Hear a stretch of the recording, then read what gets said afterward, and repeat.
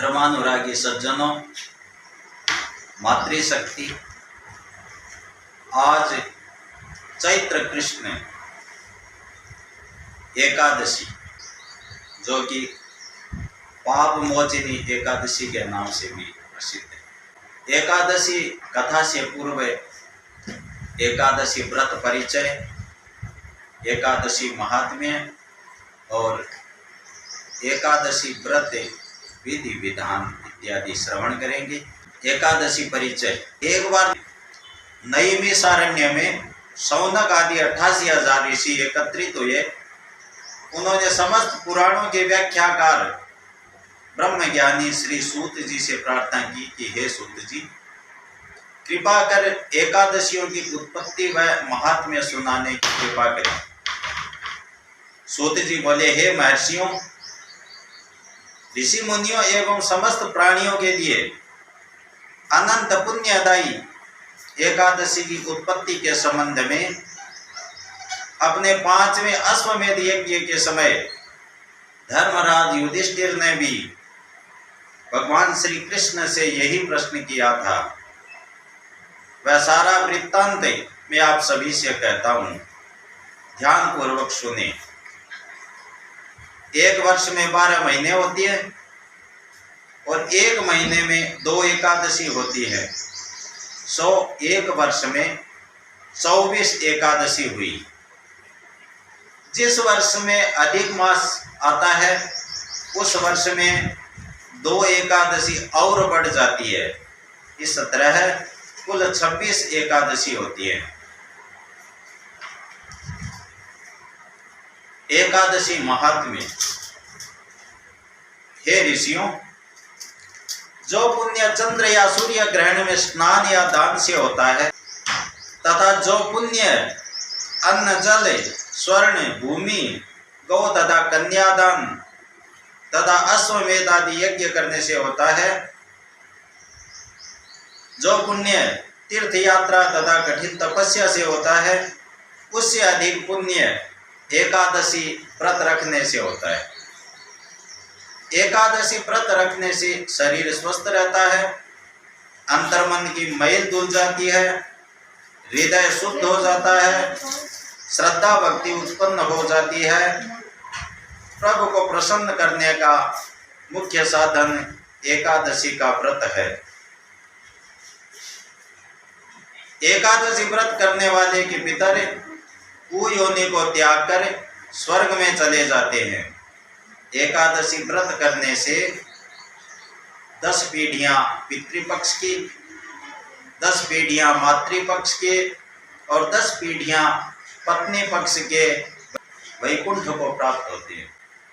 धन धान्य पुत्रादि और कीर्ति को बढ़ाने वाला यह एकादशी का व्रत है।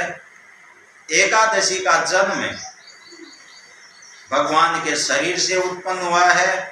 यह प्रभु के समान पतित पावनी है। अतः एकादशी आपको सत सत प्रणाम है। एकादशी व्रत विधान। व्रत करने की इच्छा वाले नर नारी को दशमी के दिन मांस, प्याज तथा मसूर की दाल इत्यादि निषेध वस्तुओं का सेवन नहीं करना चाहिए। रात्रि को पूर्ण ब्रह्मचर्य का पालन करना चाहिए तथा भोग विलास से भी दूर रहना चाहिए। प्रातः एकादशी को लकड़ी का दातुन न करें। नींबू, जामुन या आम के पत्ते लेकर चबा लें। अंगुली से कंठ शुद्ध कर लें। वृक्ष से पत्ता तोड़ना भी वर्जित है। अतः स्वयं गिरा हुआ पत्ता लेकर सेवन करें। यदि यह संभव न हो तो पानी से 12 कुल्ले लें। फिर स्नान आदि कर मंदिर में जाकर गीता पाठ करें या पुरोहित आदि से श्रवण करें। प्रभु के सामने इस प्रकार प्रण करना चाहिए कि आज मैं चोर, पाखंडी और दुराचारी मनुष्य से बात नहीं करूंगा और न ही किसी का मन दुखाऊंगा। गौ ब्राह्मण आदि को फलाहार व अन्नादि देकर प्रसन्न करूंगा। रात्रि को जागरण कर कीर्तन करूंगा। ओम नमो भगवते वासुदेवाय इस 12 अक्षर मंत्र का जप करूंगा। राम कृष्ण नारायण इत्यादि विष्णु सहस्त्र नाम को कंठ का भूषण बनाऊंगा। ऐसी प्रतिज्ञा करके श्री विष्णु भगवान का स्मरण करे, प्रार्थना करे कि हे त्रिलोकपति, मेरी लाज आपके हाथ है, अतः मुझे इस प्रण को पूरा करने की शक्ति प्रदान करना। यदि भूलवश किसी निंदक से बात कर बैठे तो उसका दोष दूर करने के लिए भगवान सूर्य नारायण के दर्शन तथा धूप दीप से श्री हरि की पूजा कर क्षमा मांग लेनी चाहिए। एकादशी के दिन घर में झाड़ू नहीं लगानी चाहिए। चींटी आदि सूक्ष्म जीवों की मृत्यु का भय रहता है। इस दिन केश नहीं बनवाने चाहिए, शौर कर्म नहीं करवाना चाहिए और न ही अधिक बोलना चाहिए। अधिक बोलने से मुख से न बोलने योग्य वचन भी निकल जाते हैं। इस दिन यथाशक्ति अन्नदान करना चाहिए, किंतु स्वयं किसी का दिया हुआ अन्न कदापि ग्रहण न करें। झूठ कपटादि कुकर्मों से नितांत दूर रहना चाहिए। फलाहारी को गोभी, गाजर, सलजम, पालक इत्यादि का सेवन नहीं करना चाहिए और आम, अंगूर, केला, बादाम, पिस्ता इत्यादि अमृत फलों का सेवन करना चाहिए। प्रत्येक वस्तु प्रभु को भोग लगा तथा तुलसी दल छोड़कर ग्रहण करनी चाहिए। द्वादशी के दिन ब्राह्मणों को मिष्टान्न दक्षिण आदि से प्रसन्न कर परिक्रमा ले लेनी चाहिए। किसी संबंधी की मृत्यु होने पर आप जो एकादशी का व्रत कर रहे हैं उससे प्राप्त पुण्य को संकल्प करके दान कर सकते हैं। प्राणी मात्र को अंतर्यामी का अवतार समझकर किसी से छल कपट नहीं करना चाहिए। मधुर वाणी बोलें। अपना अपमान करने या कटु वचन बोलने वाले को भी आशीर्वाद देना चाहिए। भूल कर भी क्रोध नहीं करना चाहिए। क्रोध चांडाल का अवतार है। आप देवता रूप हो, संतोष कर लेना चाहिए। संतोष का फल सर्वदा मधुर होता है। सत्य भाषण करना चाहिए तथा मन में दया रखनी चाहिए। इस विधि से व्रत करने वाला दिव्य फल को प्राप्त होता है। आइए कथा श्रवण से पूर्व अंतःकरण शुद्धि के लिए हरि संकीर्तन करते हैं।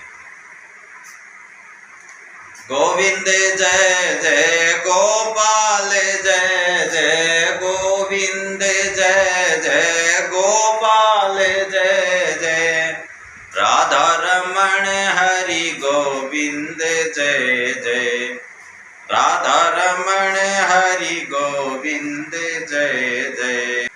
मावस की जय मैया पूनम की जय जय मावस की जय जय पूनम की जय जय एकादशी महारानी की जय जय एकादशी महारानी की जय जय।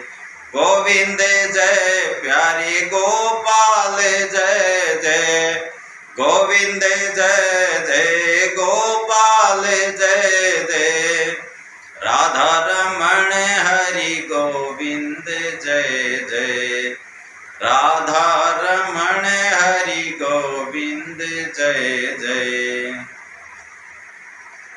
अर्जुन बोले, हे मधुसूदन, मैं ज्यों ज्यों एकादशियों के व्रतों की कथाएं सुन रहा हूं त्यों त्यों अन्य एकादशियों के व्रतों की कथाएं सुनने की मेरी उत्सुकता बढ़ रही है। हे कृष्ण, अब कृपा कर आप चैत्र मास के कृष्ण पक्ष की एकादशी के बारे में बतलाइए।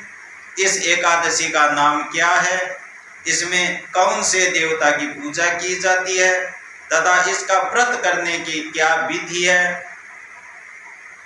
हे गोपाल, यह सब मुझे विस्तार पूर्वक बताने की कृपा करें। भगवान श्री कृष्ण बोले, हे पांडुनंदन, एक समय यही प्रश्न पृथ्वीपति मानधाता ने लोमस ऋषि से किया था। जो कुछ लोमस ऋषि ने राजा मानधाता को बताया था वही मैं तुमसे कहता हूं। धर्म के गुह्यतम रहस्यों के ज्ञाता राजा मानधाता ने लोमस ऋषि से पूछा, हे महर्षि, मनुष्य के पापों का मोचन किस प्रकार संभव है? कृपा कर कोई ऐसा सरल उपाय बताएं जिससे सहज ही पापों से छुटकारा मिल जाए। लोमस ऋषि बोले, हे राजन, चैत्र मास के कृष्ण पक्ष की एकादशी का नाम पाप मोचनी है। इस व्रत के प्रभाव से मनुष्यों के अनेक पाप नष्ट हो जाते हैं। मैं तुम्हें इसकी कथा सुनाता हूं, ध्यान पूर्वक सुनो।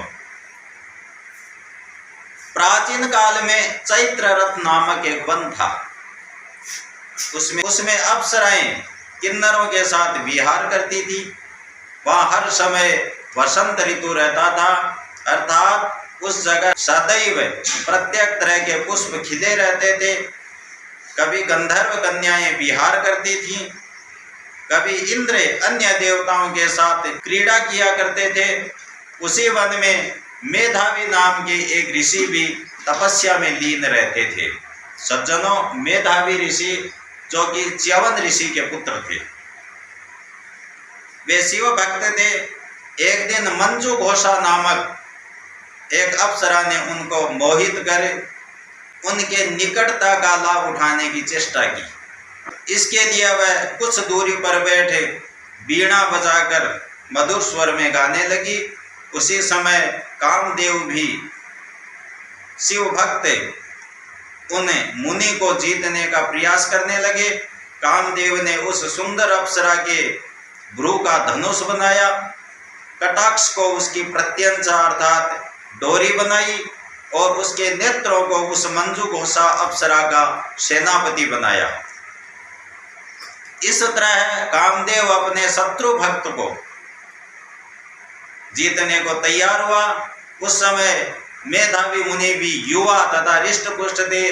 उन्होंने यज्ञोपवीत तथा दंड धारण कर रखा था। वे दूसरे कामदेव के समान प्रतीत होते थे। उस मुनि को देखकर कामदेव के वश में हुई मंजू घोषा ने धीरे धीरे मधुर वाणी से वीणा पर गाना शुरू किया। तो मेधावी मुनि भी मंजू घोषा के मधुर गाने पर तथा उसके सौंदर्य पर मोहित हो गए। वह अप्सरा मेधावी मुनि को कामदेव से पीड़ित जानकर उनसे आलिंगन करने लगी। मेधावी मुनि उसके सौंदर्य पर मोहित होकर शिव रहस्य को भूल गए और काम के वशीभूत होकर उसके साथ सांसारिक क्रीड़ा में रमण करने लगे। उस मुनि को काम के वशीभूत होने के कारण उस समय दिन रात का कुछ भी ध्यान न रहा और बहुत समय तक वे रमण करते रहे।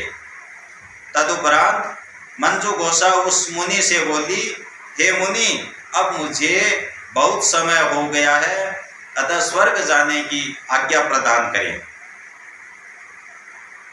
अप्सरा की बात सुनकर मुनि बोले, हे सुंदरी, संध्या को तो आई हो, प्रातः काल होने पर चली जाना।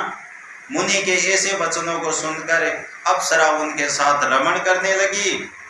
इसी प्रकार उन्होंने साथ साथ बहुत समय बिताया।